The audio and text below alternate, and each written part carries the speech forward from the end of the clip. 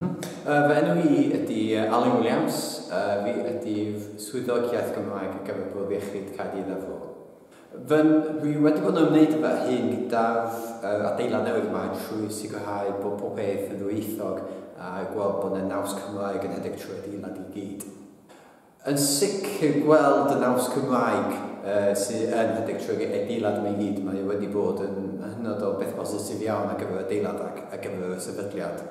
Dwi'n credu bod enw ei hun, Hafan y Coed, mae'n edrych yn wych ar gyfer ardal fel hyn sydd yn organwg ei hun. Felly dwi'n hoff iawn o weld bod nhw wedi meddwl am yr iaith Gymraeg trwy'r enw a gweld bod cerdded yn bas o adeilad hefyd. Dwi'n hoff iawn o fawrdd y tu allan.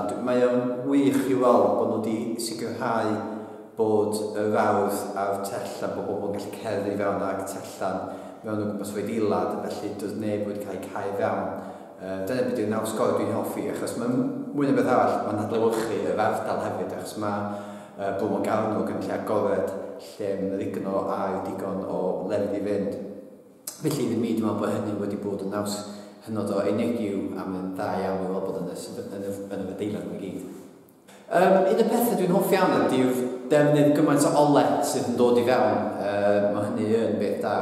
Beth arall dwi'n hoffi hefyd ydy wrth gwrs yr enw Hafan y Coed. Dwi'n meddwl bod hyn enw ffantastig o'r ardal yma. Mae o'n adlewyrchu fath o beth eitha saff, beth clyd, beth lot mwy cartrefol nag unrhyw fath o enw arall yn meddwl. So dwi'n hoffi iawn o'r enw fan hyn. Pa mor ole ydy, pa mor ysgafn hefyd ydy'r ardal yma fyd. Mae o wrth symud o ysbyty Eglwys Newydd, y lle yn trwm, lle hynod oedd o gyd yn braidd gyd yn ormod ar weithiau i fi, ond pan ni'n cerdded gwmpas y lle.